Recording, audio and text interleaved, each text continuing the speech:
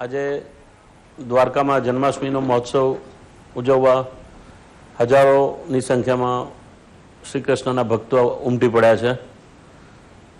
દ્વારકા એ આપણું 4 ધામોમાંનું એક ધામ છે અને દ્વારકા આ સોનાની નગરી હતી.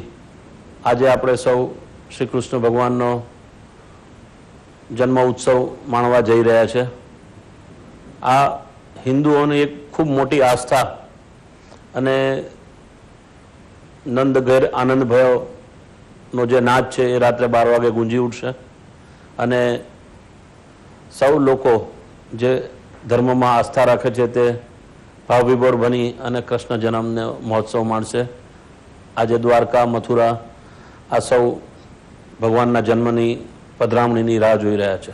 દ્વારકા 4 ધામોમાં એક ધામ હોવાથી એમનું વિશેષ મહત્ત્વ છે અને છેલ્લા કેટલાક સમયથી એક જમાનો હતો કે જ્યારે વૃદ્ધ લોકો જ દ્વારકા આવતા. આજે યુવાનો પણ દ્વારકા તરફ મીટ માંડી છે. એવા સમયે દ્વારકામાં જે વિકાસના કાર્યો છે, જેમ આપણે જોઈ રહ્યા છીએ કે ટેમ્પલ પરિસર છે, પછી ગોમતી ઘાટ છે અને કહેવાય છે કે પાંડવો જ્યાં પૂજા કરી ગયા હતા એ પંચકુઈ, ત્યાં જવા માટે અત્યારે નાવમાં બેસીને જવું પડે છે. પરંતુ હવે ત્યાં ટૂંક સમયમાં આકાર લેશે સુદામા બ્રિજ.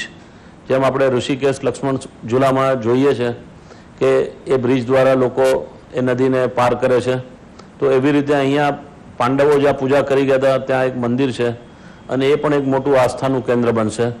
અને તેના માટે રિલાયન્સ ઇન્ડસ્ટ્રીઝ અને ગુજરાત સરકાર સંયુક્ત રીતે આ પ્રોજેક્ટને હાથમાં લીધો છે. જેવી રીતે ટેમ્પલ પરિસરનું કામ પણ આપણે જોઈ રહ્યા છો, એ પણ રિલાયન્સ ઇન્ડસ્ટ્રીઝ અને ગુજરાત સરકારના સંયુક્ત સાહસથી થઈ રહ્યું છે અને આને કારણે વધુ યાત્રાળુઓ અહીં આવશે અને આનો મહિમા પાંડવોનો પણ પુનઃ જે વાતો છે એ ફરી તાજી થશે તેવી મને શ્રદ્ધા છે.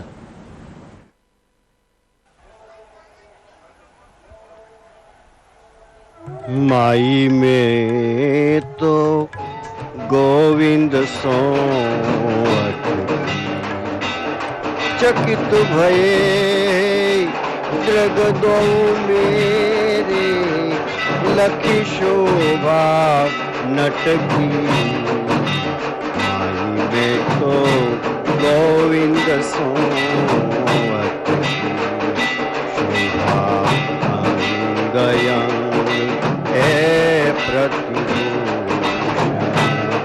बनमाला लटकी, बनमाला लटकी.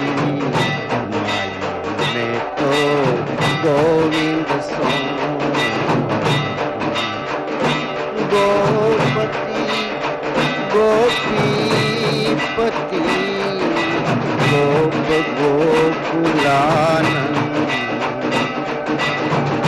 जीवन जशोदानंद के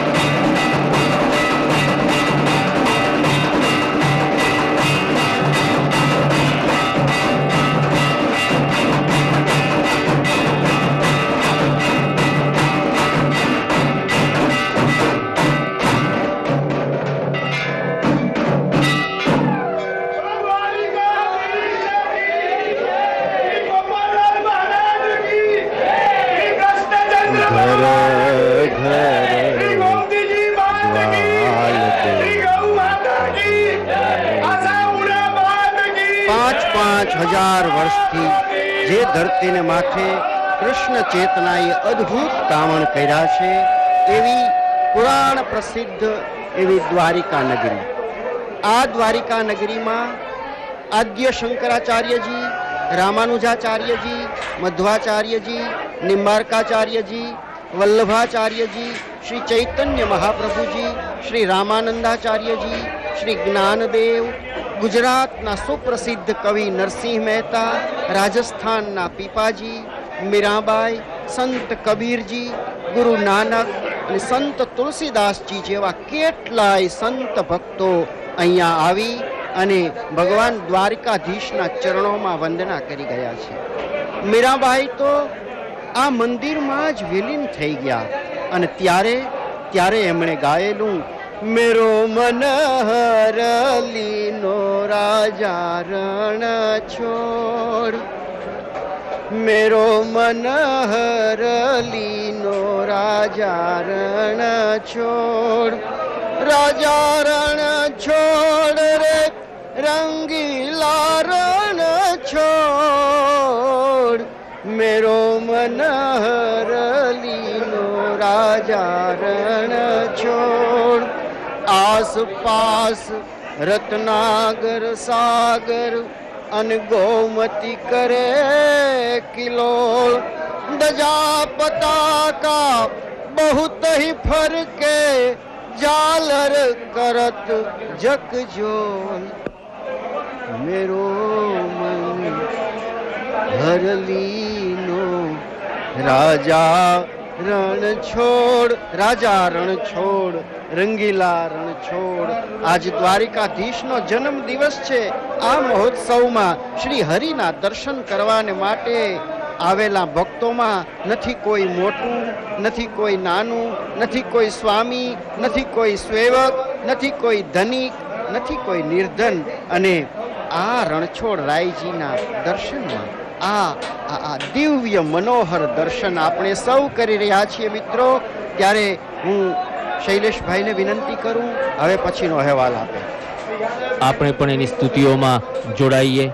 સહસ્ત્ર શીર્ષમ પુરુષમ પુરાણમ અનાદિ મધ્ય અંતમ અનંત કીર્તિમ શુક્રસ્ય ધાતારમ અજમ જનિત્રમ પરંપરેભ્ય શરણમ પ્રપદ્યે.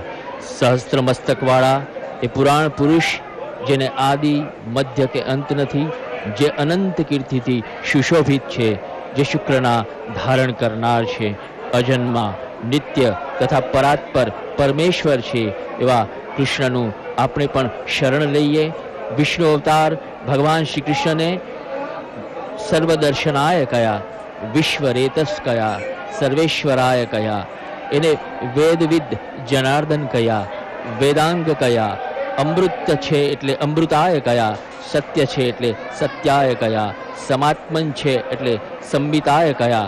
આવા સર્વેશ્વરાય નમઃ, સર્વદર્શનાય નમઃ, વિશ્વરેતસે નમઃ, સત્યાય નમઃ, સમાત્મને નમઃ, સંબિતાય નમઃ, અમૃતાય નમઃ, વેદાંગાય નમઃ એમ આપણે કહીએ છીએ. ત્યારે આ ભક્તો તો તાળીઓથી માથું નમાવીને હાથ ઊંચા કરીને પોતાની ઉપસ્થિતિ નોંધાવે છે અને પોતાના ભાવને પોતાના શબ્દોમાં એમ કહે, તુમ બિન મેરી કોણ ખબર લે ગોવર્ધન ગિરધારી, કે અંશુબન જલ સિંચ સિંચ પ્રેમ બેલી બોઈ.